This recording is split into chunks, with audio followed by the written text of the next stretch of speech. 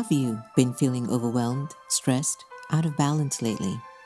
Do you crave for a pocket of peace and tranquility in your busy life, but you struggle to find the time or space? Then we have the perfect solution for you. Meditation on Wheels.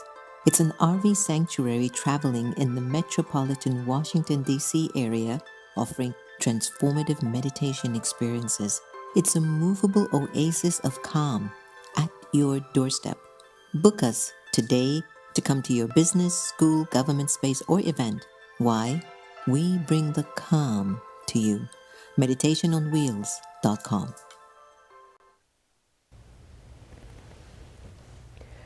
Om Shanti, everyone. Welcome to the next normal.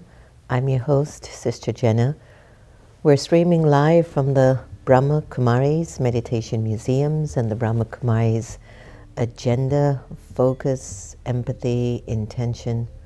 Let's refresh and renew our spirits. Let's get to know who we are, to know yourself and to renew your spirit. The more I come to understand how I'm functioning as a soul, my spirit, the soul, stays alert, alive, refreshed, open for new things and new ideas. And in order for us to really refresh the spirit, understanding the philosophy of karma is such a big essential tool.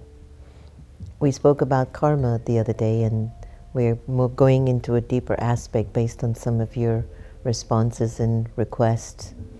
Today I wanted to focus on what is pure karma. It is so rare nowadays to meet somebody who is selfless.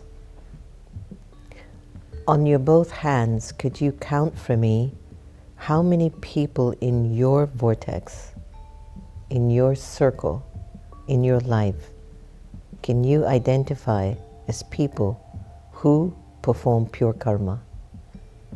Babies are not included.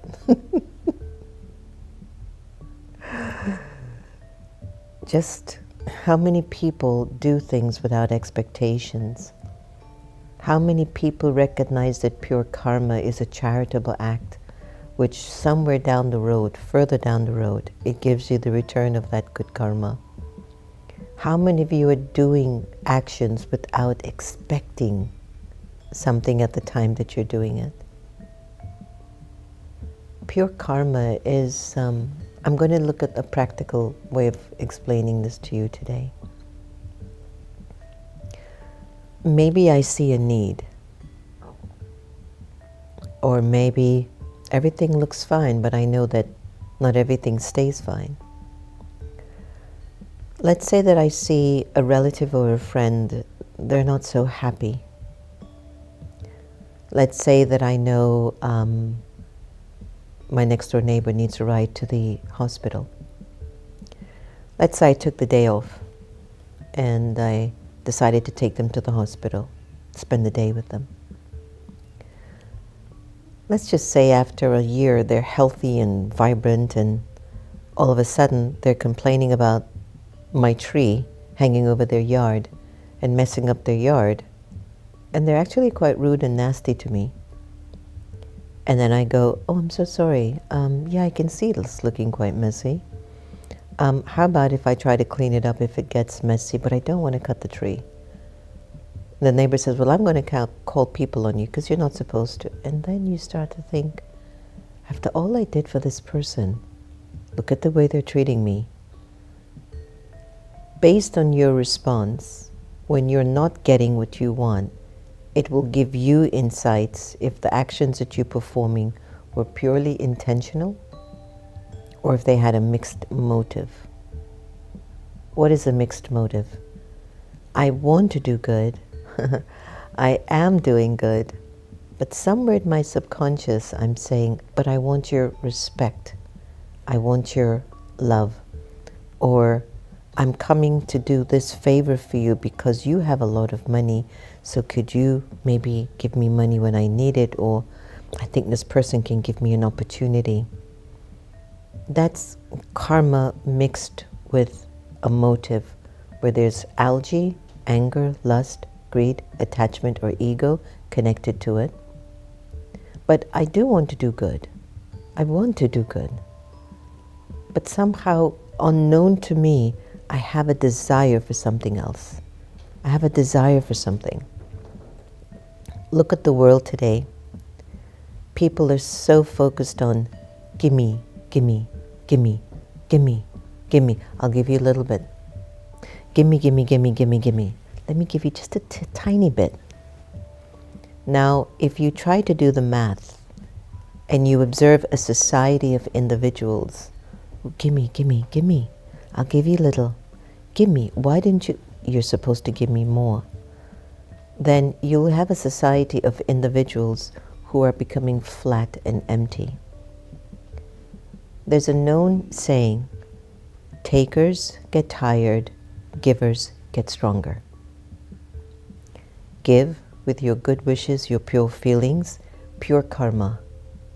Every day when you wake up, send your blessings and your good vibrations to your family members, then to your colleagues at work, then to your citizens in your city, your state, your country, your world. Nobody knows that you're doing it. So even sometimes, let's say you do this practice for 5 years, somehow you meet somebody along the way. They're not very nice to you. But because you've accumulated the vibration and the experience of good wishes and pure feelings, which is pure karma, it doesn't affect you. You've been having good wishes and pure feelings purely, without telling anyone that you're giving them your blessings. That's pure karma. The universe owes you. Let's say you give a donation without asking for anything in return. Here at the Meditation Museum, we have to give receipts for the donations so individuals can do their taxes. So then their names, their information is required.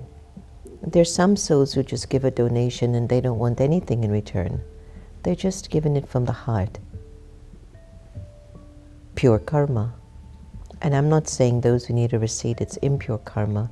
But what I'm saying is you let your right hand do the act and your left hand has no idea what is going on. That purely, that bestowing.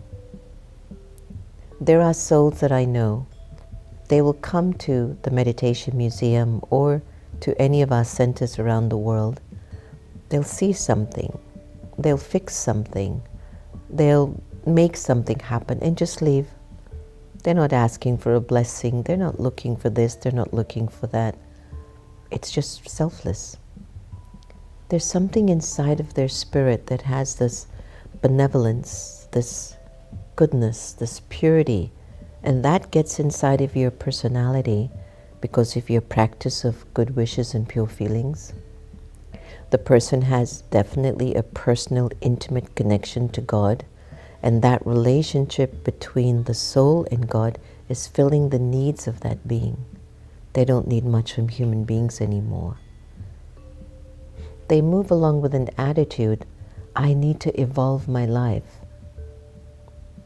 There are 33 million deities in Hindu culture, and each one of those characters or personalities gave something of themselves beyond their limits.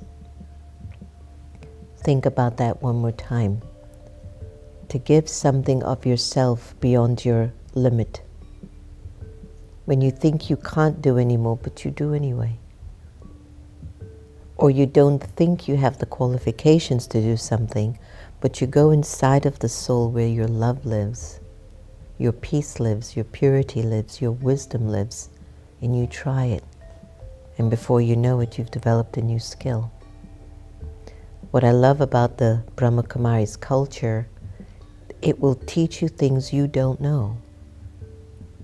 Do the things you think you cannot do. And when you start to do things you cannot do, you develop more inside. The world needs human beings to perform more pure karma, to help one another, to help yourself, to be this kind of a living deity, this charitable being that just wants to make everything better around them. So in essence, to understand a life of pure karma, give without expectations. Give without the motive of what's in it for me. Bestow from the consciousness of the soul. I, the soul, am in remembrance of the Divine, the Supreme. I can see one of my brothers need help. You go as an instrument, you help, and then you move on. You'll know when you're not performing pure karma. Look at your family members at home. There's so many karmic connections, karmic bondages, karmic assignments, karmic contracts between you and those people. Whether it's your children, your spouse, your in-law, your friends, there's always an expectation from the person. If there isn't an expectation, then there's a taking them for granted. That is also impure karma. But what if every day when you wake up and you look at your family members with good wishes and pure feelings without telling them? You stay connected to God throughout the day. You do what's needed. You do as much as you can, but without any ways thought that they should do that. I get it, yes they should.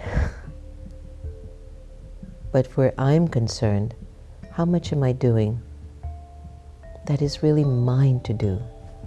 My fortune, my benevolence. I'll tell you a story that I remember on occasions. There's a brother who came who needed some help. He was getting his life back together. He went through a challenging time in his marriage. He had come to Washington D.C. and he needed an automobile. I think at the time we had maybe 2 cars were donated, or 3 I think, right? I think Sister Gita might have crashed one, then we had 2 that were donated, and there's 1 that I used. So I said, it's okay, we have this extra car, why don't you just use it? It'd be good for you, then you can save some money. I think it was 2 months later, I think it was at that time Sister Gita must have crashed the car or something, right, Santosh? Something like that. And I said, oh, Santosh, we have to rent a car. We don't have a car. Now, Santosh looked at me like I had lost it. And he says, but sister, you loaned so-and-so the car. What car? Oh my God, I completely forgot. Pure karma. I didn't even remember. I loaned that brother our car. I'm out of a car. The center doesn't have a car. I don't even remember the charity. It was such a powerful moment for me. I'll tell you another story of pure karma. When we were living in McLean, Virginia, there was a house next door. And there was one man, his wife had passed away. He was an admiral in the Navy. And he lived by himself. So there were times the electricity would go up, but we had a generator. So we would run the wire next door, so he would at least have some current or some heat. Another thing, we would just cook food and send over to him. That's it. 2 or 3 years later, he passes away, and the house is vacant. And would you believe his daughter, who I had come to know, there was another young man that came to the museum who was homeless. I didn't really know him very well, but Sister Gita says, let's try to help him.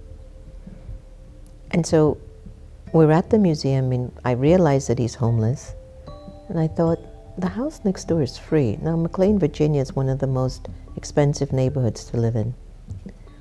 And I just happened to call the daughter, Ludi, and I said, Ludi, I met this young man. He seems promising. I don't know him very well, but he's homeless. I think it's possible. Maybe we can have him stay at the house next door and he can do the lawn for you for a while till he gets on his own 2 feet. She says, well, sure, Sister Jenna, until we can rent the house or sell it, as long as he doesn't damage it. Sure enough, that young man lived there till he got a job, his own apartment, his own car. He became stable. That's it. I've had so many sisters who've come in who are looking to get their lives together. I said, well, I think I can ask Ludi if you could stay at that house and maybe just give a donation to Baba. They didn't have to pay the amount of rent that rent is needed. I tell you these stories because they fulfill you. The more you help souls without expectations or desires from them, it'll be okay. You're ensuring your karmas for the future. So I tell you these stories to give you a little bit of an idea. Every day we wake up, we offer services, we offer teachings that come from God. We're instruments for God, it's not us. But okay, we move on to a next one, and the next day, the next assignment, leaving behind a trail of sparkle dust, good deeds, so that souls can learn the importance of benevolent actions without expectations will set you free. Let's take a moment and go into a meditation now on this very important topic for us to understand ourselves a little more.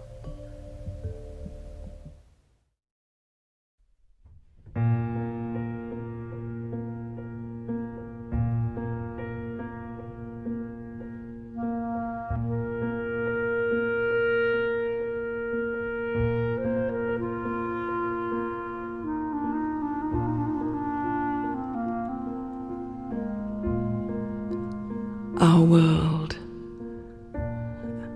and my relationship to it.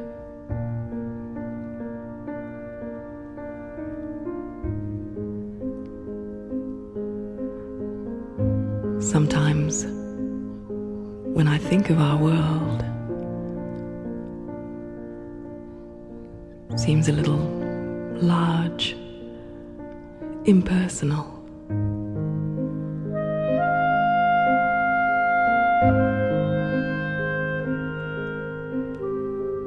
$5.5 billion souls inhabit our world.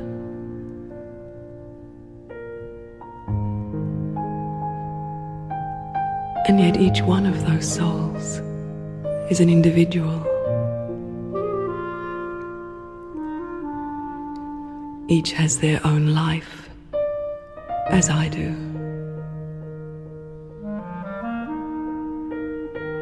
Each has a heart, as I do.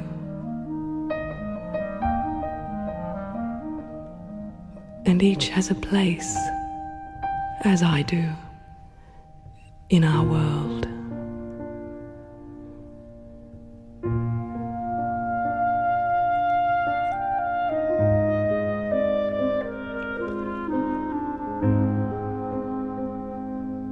Perhaps it's a little too easy to think in generalizations,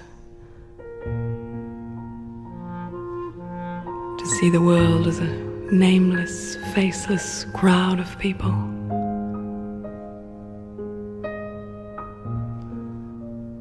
And then it becomes just a little too easy to be harsh or judgmental, intolerant.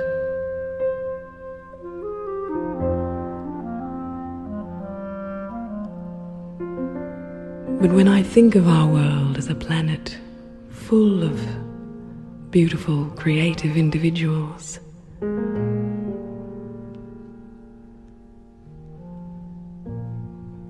it's so much easier to have an attitude of good wishes, pure feelings for those with whom I share this planet.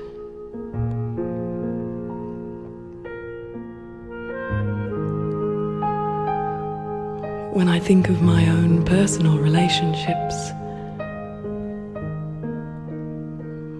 the circle is quite small.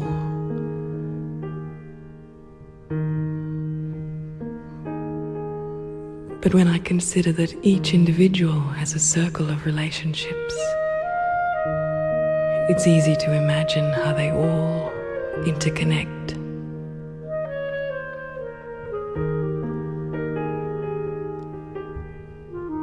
One large family of individuals.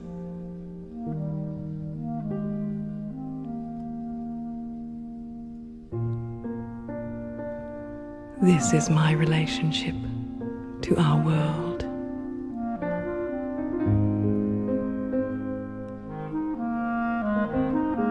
And in the form of a beautiful light, I send my good wishes to each individual.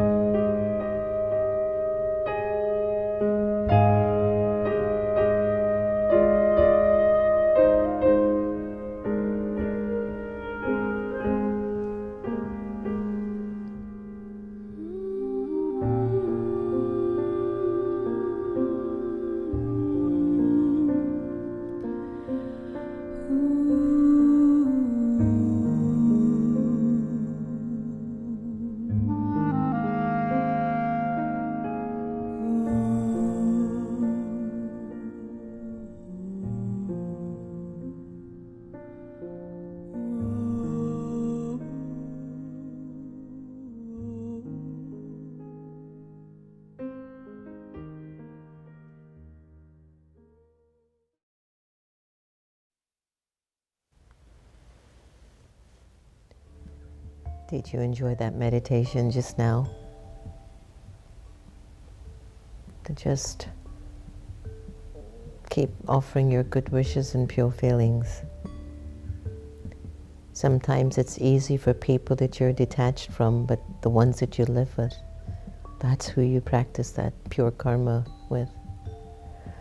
Let's take a look if chat has qualified any of the things that Sister Jenna shared today.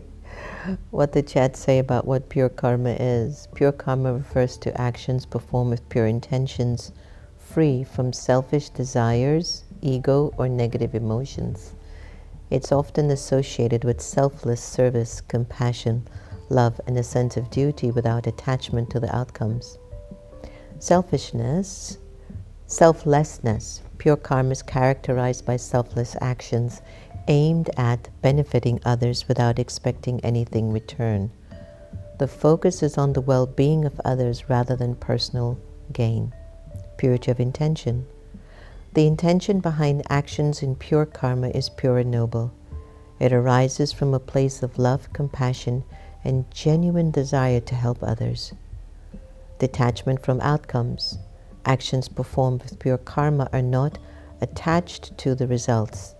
The doer is content with performing the duty itself, regardless of the outcome.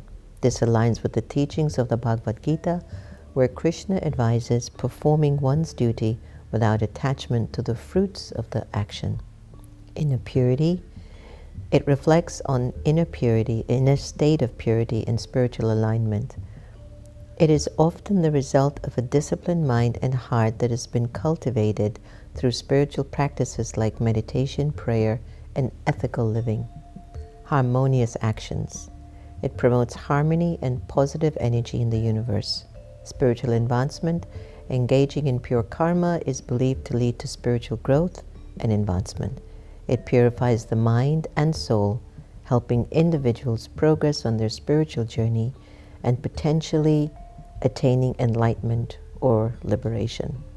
Wow, that's huge. Speaking about pure karma, we should now move our attention to the Sister Gita effect, somebody who lived a life of pure karma. Let's take a moment.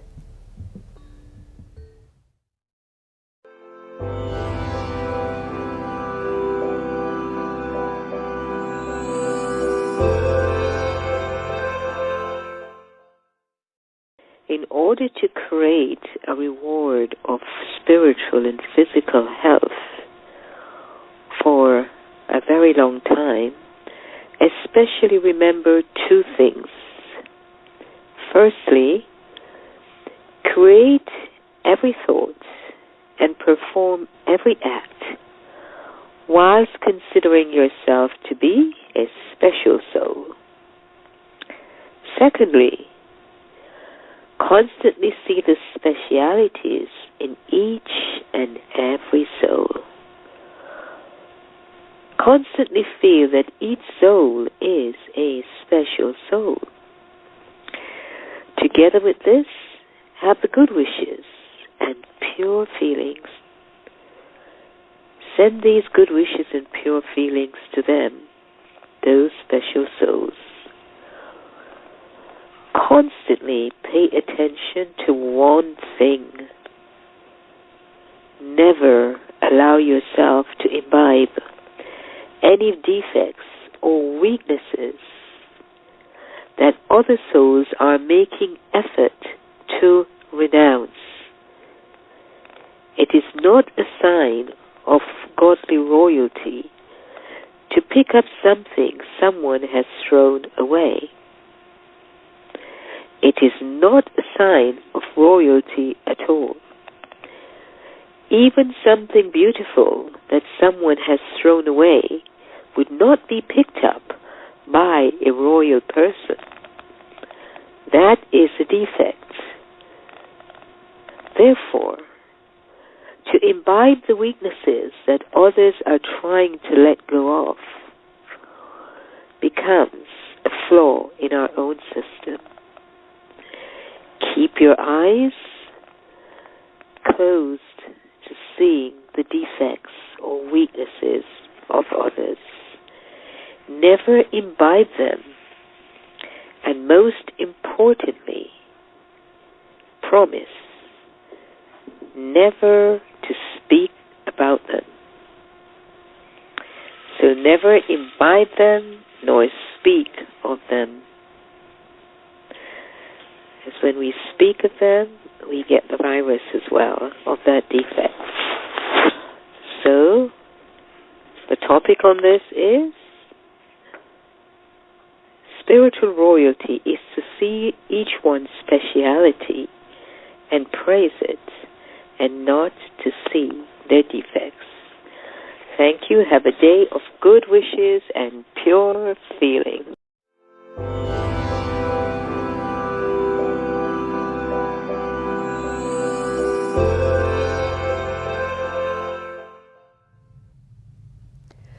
I think it's safe to say that we can feel so blessed tuning into Next Normal and being able to hear these words of wisdom from Sister Gita. I have to tell you, I just thank science for their work, even though I love the power of silence. Let's go to all of our friends on board. Angelica, good morning. You fell in love with Sister Gita. Not only is she a spectacular, talented soul, her voice is a painkiller and mood stabilizer. We should come up with a drug called the Sister Gita drug. Hi, Tara. Sister Jenna is my inspiration for being charming, charismatic, and a confident lady. Woohoo! Young in age, but mature in stage. I am not even going to tell you how old I am. It might throw off your day. But thank you for the compliment. Hi, Barbara. Good morning. Om Shanti. All good souls, blessings and blessings, divine love. Hi, Katalea. Welcome. Listening to this message is like taking a happy pill, an oasis of wellness. Hi, Chris. I love Santosh because of his awakened intelligence as an incognito server. Wow. Hi, Sentilbai. Nice to have you. Davina, Om Shanti, Tatiana, and Yukti, and Creature Creator. I love it. Thank you for a well-needed topic, Miriam. And Sensen Media. Peace be unto you, Sister Jenna. Keep allowing Most High to use you. Thank you, Aunt. Hi, Aunt. Thank you. Indu Bastaya, Om Shanti. Good morning, Radhika Ben from Toronto. When are you coming to do service at Baba's home? Kailash, good morning. Meena, Journey of Courage. Kambili, Nasira, Mohammed, Queen Jenna, and other queens and kings. Stay blessed. We appreciate it. Thank you so much. Shobha Ben, Tulsi, Tulas Kumar, Lilwati, Anita, Divya Baba, Gigi, Madhavi, Joanne, Rosarita, thank you so much. Thanks for joining us on the Next Normal, everyone. Please take care of yourselves and take care of each other. And I've shared with you what I'm working on to increase my love. I'm practicing to love everybody the same so my attachment can get out of the way. Have a beautiful day today. Please believe in your goodness. I don't care what anyone said to you or did. You're good. You're good at the core. Let God serve you in that place. Take God's light in from that place. Lots of love. Om Shanti. See you soon.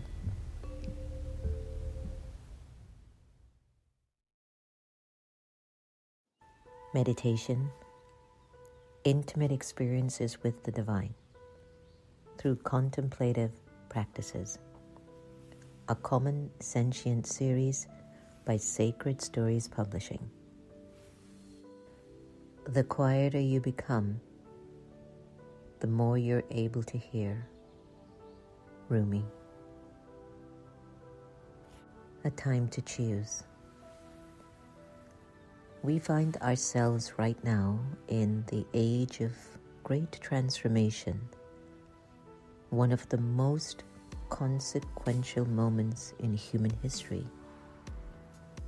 These are indeed the times that the great prophets and seers throughout the millennia have spoken about. Mankind has experienced and survived many eras of tremendous change, of course, yet with each turn of the spiral, the permutations become more amplified, as if there will be one final revolution of the cycle that turns it all around, so we can start anew once more.